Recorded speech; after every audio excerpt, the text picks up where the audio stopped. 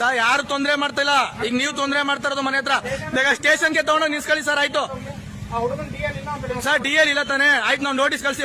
ಮನೆ ರೋಡಲ್ಲೂ ಡಿ.ಎಲ್ ಕೇಳವ್ರೆ. ಆಯ್ತು ಬಿಡಿ, ಪರವಾಗಿಲ್ಲ, ನೋಟಿಸ್ ಕಳ್ಸಿ, ನಾವು ಕೋರ್ಟಲ್ಲಿ ಫೈನ್ ಕಟ್ತೀವಿ. ಡಿ.ಎಲ್ಗೆ ಕಟ್ತೀವಿ, ಕಳ್ಸಿ ಸರ್. ಆಯ್ತು, ಗಾಡಿ ಹೆಂಗ್ ತಗೊಂಡೋಗೋ ಅಧಿಕಾರ ಆಯ್ತಾ ಸರ್ ನಿಮ್ಗೆ? ಗಾಡಿ ತಗೊಂಡೋಗೋ ಅಧಿಕಾರ ಆಯ್ತಾ ಸರ್ ನಿಮ್ಗೆ? ಸರ್ ಡಿ.ಎಲ್ ಇಲ್ಲ, ನಾವೇ ಹೇಳ್ತಿದೀವಲ್ಲ, ಡಿ.ಎಲ್ ಇಲ್ಲ.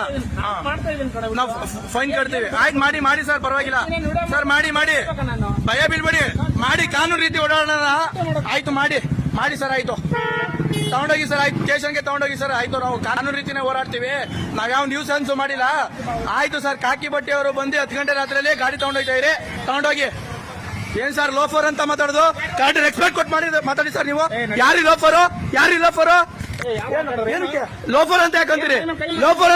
ಕೈ ಮಾಡ್ತೀರಾ? ಮರ್ಯಾದೆ. ಆಯ್ತು, ಯಾರು ನಾವು ಕೈ ಮಾಡಿದ್ವಾ ಬ್ರೋ? ಅಲ್ಲೇ ತಿರ್ಗಾ ನೀವು ಕೈ ಮಾಡ್ತಾ ಇರೋದು. ಯಾರು ಕೈ ಮಾಡಿದ್ರು ಸರ್? ಕೈ ಯಾರು ಮಾಡಿದ್ರು?